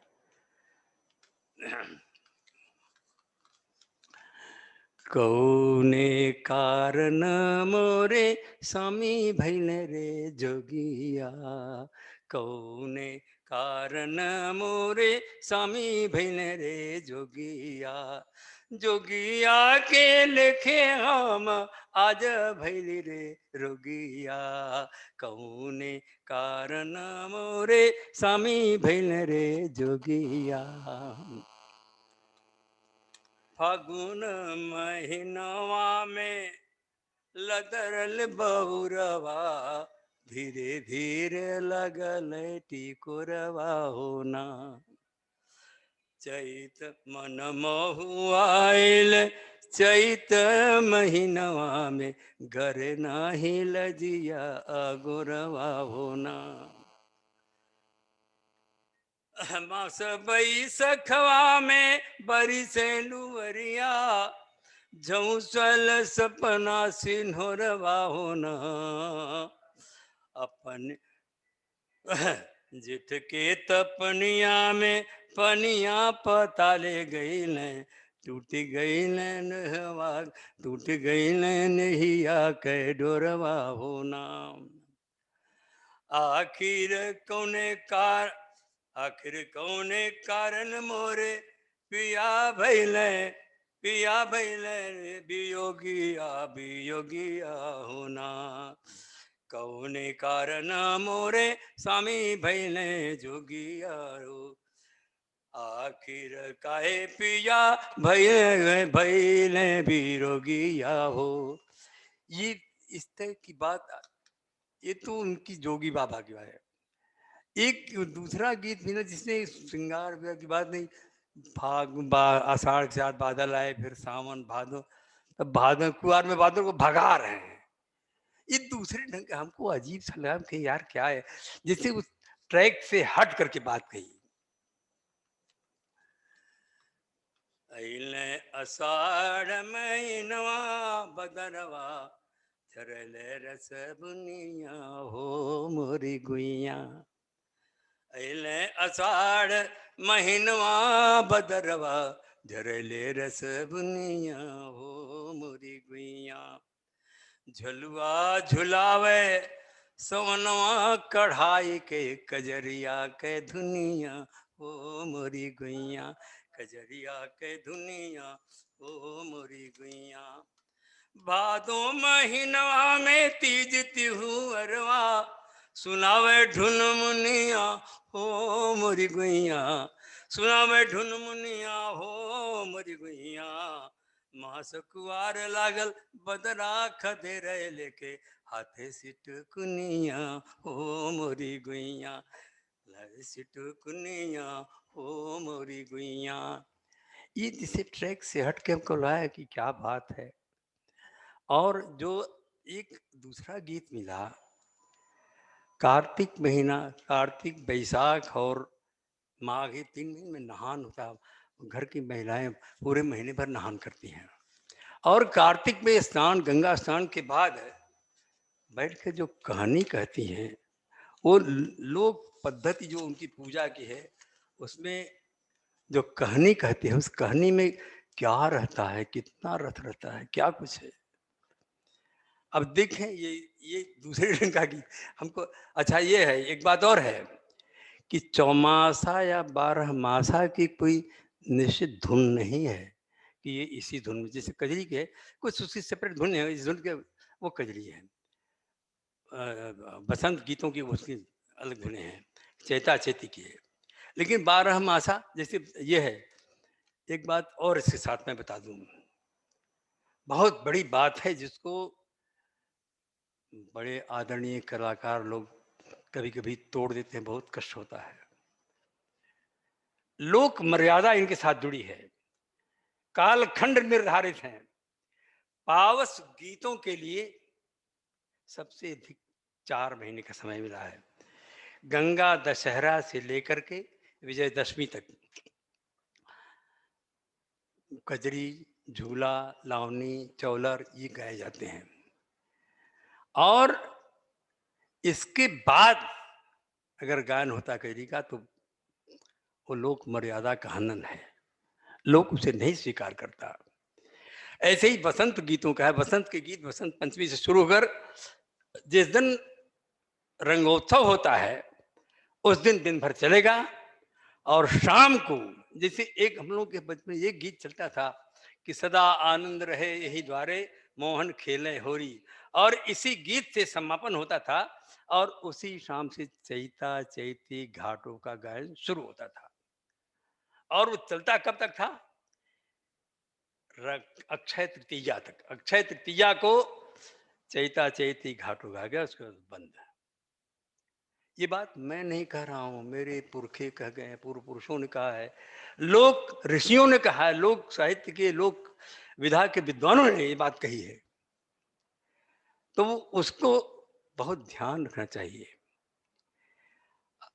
अब ये तीसरा चौमासा जो है वो देखें, इसका अलग रंग है।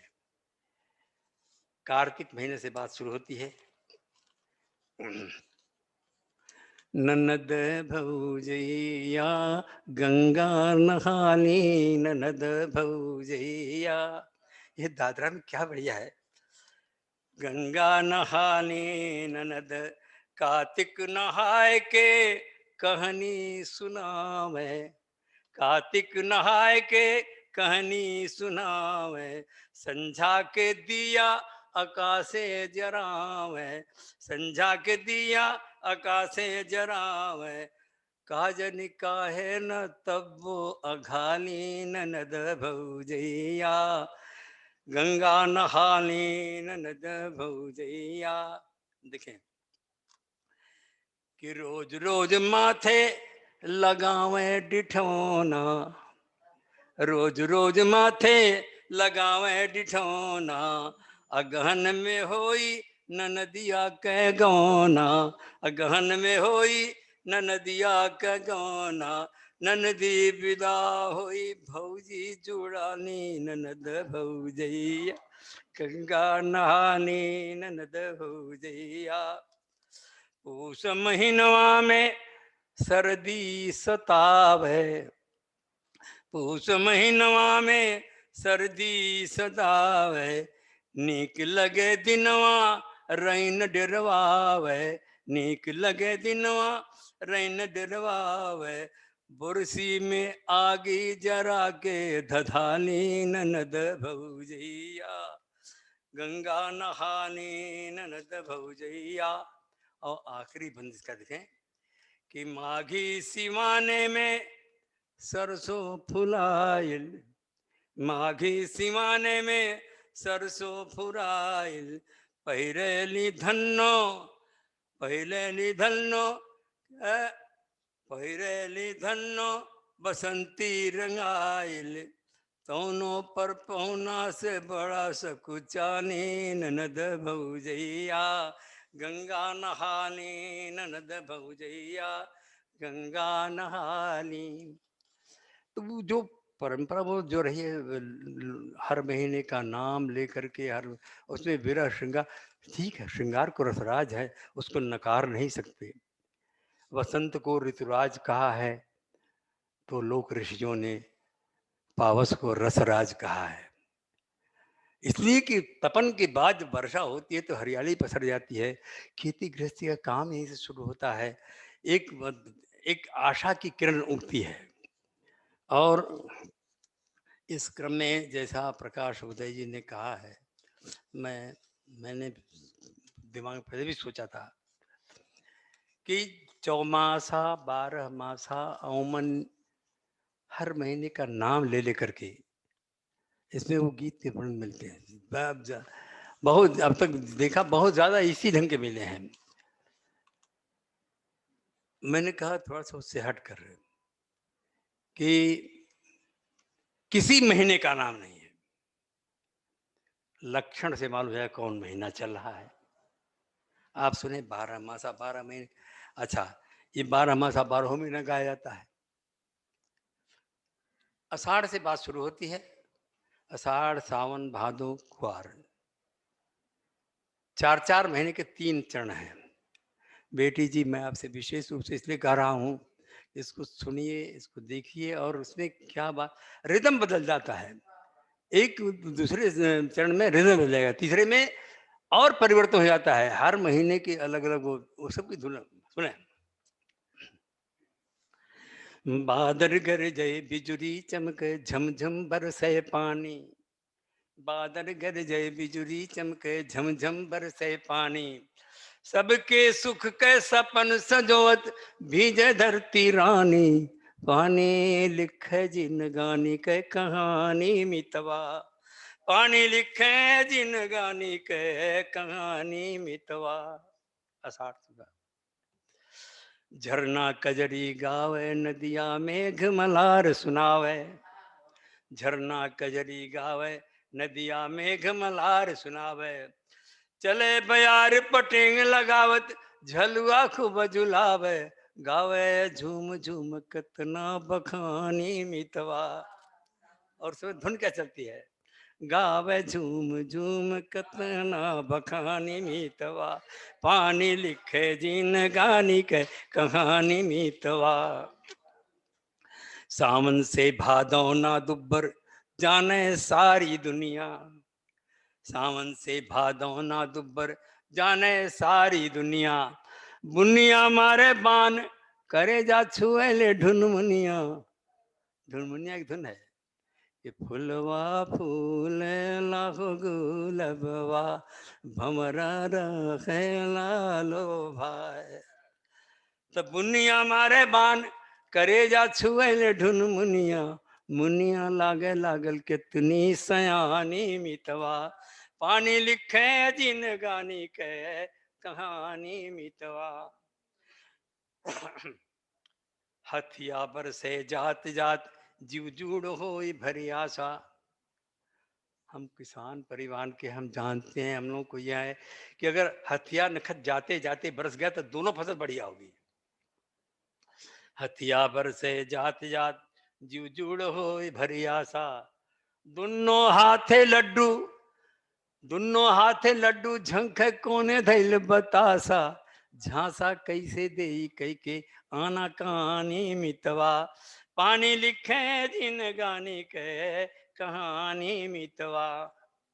अब यहाँ रिदम बदल जाता है और फिर टेक वाली लाइन पर फिर अपनी जगह आ जाएगी बात।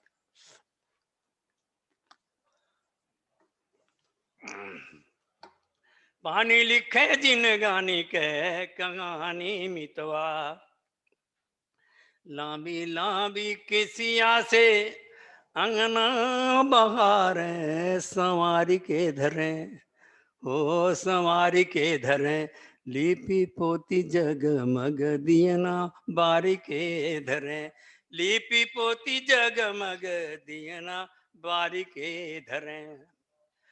छोटहन दिनवा में बड़हन कमवा करावे जिंदगी, छोटहन दिनवा में बड़हन कमवा करावे जिंदगी, जैसे अंगूरी पर सबके नचावे जिंदगी, जैसे अंगूरी पर सबके नचावे जिंदगी। घमवा दुलार करे सब ही के न के सतावे रतिया, ओ सतावे रतिया, कमरी से लेके कथरी ओढ़ावे रतिया, कमरी से लेके कथरी ओढ़ावे रतिया। पतराइल सर्दी तब ताल बजावे ताता थैया, ठीक पाए कि पतराइल सर्दी तब ताल बजावे ताता थैया, ठन के ढोल मजीरा नाचत आवेले फगुनैया, संझा लागे लागल कितनी सुहानी मितवा, पानी लिखे जिन गानी के कहानी मितवा। और आखिरी चरण फगुनटे उख फिराए लगेला, वो सब बोला तकुलुआणे करागा बद कैला। और उस समय धुन कैसे चलती है, कुलुआड़े करागा बद कैला, मन नाही मनवा बह कैला, कुलुआड़े करागा बद कैला। अमरैया सिंगार रचावले, अमरैया सिंगार रचावले, न कई सर बौला सह कैला, माने नाही मनवा बह कैला। टप टप महुआ चुए गुजरिया बीने चलेली, महकी मन छुए गुजरिया बीने चलेली। उड़ी उड़ी जाली चिड़ैया सिवाने, पहुनत रतिया बितावे खरिहाने, भोर हरिया तन टोवे गुजरिया बीने चलेली, महकी महकी मन छुए गुजरिया बीने चलेली। बोए इतनी तपन दोपहरिया होना, बोए इतनी तपन दोपहरिया होना, धूर खौलली उठली भुभुरिया होना, आगी बरसले पश्चिमा बयरिया होना, आगी बरसले पश्चिमा बयरिया होना, लागे थमी गईली चलती डहरिया होना, लागे थमी गईली चलते डहरिया होना। ताल पताले गईले कुआना आटे नाही डोरी, ताल पताले गईले कुआना आटे नाही डोरी, नदिया बुड़ गई रेती में कतिक पियास बटोरी, छोरा छोरी में डहरिया हैरानी मितवा, छोरा छोरी में डहरिया हैरानी मितवा, तोरी मोरी में उमरिया ओरानी मितवा, पानी लिखे जिन गानी के कहानी मितवा।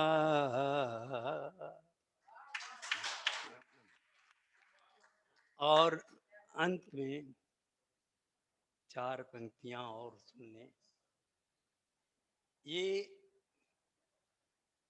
गीत गाते हुए औरतें जा रही थी, मैंने उसको रिकॉर्ड कर लिया। क्या कुछ है आप सोचें, देखिए ऐसा है, मैंने उनको सुनाया जिन्होंने कहा था कि भोजपुरी में नथुनिया झुलनिया, हमको यही नहीं है, क्या है उसको समझिए, उसमें डूबिए, देखिए। एक कालखंड था जब साड़ियों पर छापे चढ़े थे, चिड़िया, कहीं मछली छपी है, कहीं नाव छपी है, कुछ इस ढंग की, उसी उन्हीं दिनों का ये है गीत। कहाँ से लोग ने, वो तो ऐसा है कि कोई कौन रचयिता है लोक गीतों का, उनका एक उन्होंने कहा कैसे जुड़ जाता है, क्या बन जाता है। हम तरसते रह गए आज तक कि लोकगीत की भाषा मिल जाती, नहीं मिली, नहीं मिली, नहीं लिख पाते। सुने 4 पंक्तियां ही हैं, सुने इसको। हमरी चुनरी पर हो, हमारी चुनरी पर हो, हमारी चुनरी पर बैठल मायनवा उड़ाए नाही उड़ैये घरी। हमारी चुनरी पर बैठल मायनवा उड़ाए नाही उड़ैये हरी, हो उड़ाए नाही उड़ैये हरी। हमारी छिटिया से छपकल सुगनवा बोलाए नाही बोले ये हरी। हमारी छिटिया से छपकल सुगनवा बोलाए नाही बोले ये हरी। एक गाना पहले, अब तो नहीं दिखाई पड़ता है, नाक बीच में है, झुलनी झुलनी, वो उसको क्या कहते हैं, 3 फकिया झुलनी रहे कि हमरे ओठवा पर बैठल तितलिया, हमरे ओठवा पर बैठल तितलिया उड़ाए नाही उड़ैये हरी, हो उड़ाए नाही उड़ैये हरी। हमरे अचरा तर हो, हमरे अचरा तर हो, हमरे अचरा तर कुहू के कोयलिया डोलाए नाही डोलैये घरी। हमरे अचरा तर कुहू के कोयलिया डोलाए नाही डोलैये हरी, हो डोलाए नाही डोलैये हरी, हो डोलाए नाही डोलैये हरी। धड़कन यही होती है। और इसी के साथ मैं आप सबको प्रणाम करता हूँ और बहुत बहुत आभारी हूँ ये भारत अध्ययन केंद्र का और बेटी जी का और ये आपके द्विवेदी जी का कि उन्होंने मुझे यहाँ आने का मौका दिया, इसमें कुछ कहने का मौका दिया। और वो कहने से ज़्यादा मुझे सुनने को बहुत अच्छा मिला। मैं बहुत बहुत आभार व्यक्त करता हूँ और निवेदन करता हूँ कि लोक साहित्य पर कभी जब भी चर्चा हो, वक्ता की वजह से हैसियत से नहीं, श्रोता की हैसियत से ही मुझे भी बुला लिया जाए। मैं बहुत जानना चाहता हूँ, बहुत सीखना चाहता हूँ। हाँ, बड़ी कृपा। हाँ जी जी, बहुत बहुत धन्यवाद, सादर प्रणाम।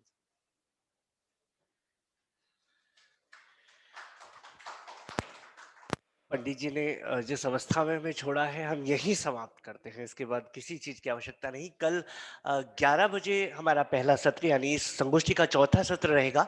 आप सभी से समय पर आने का निवेदन है।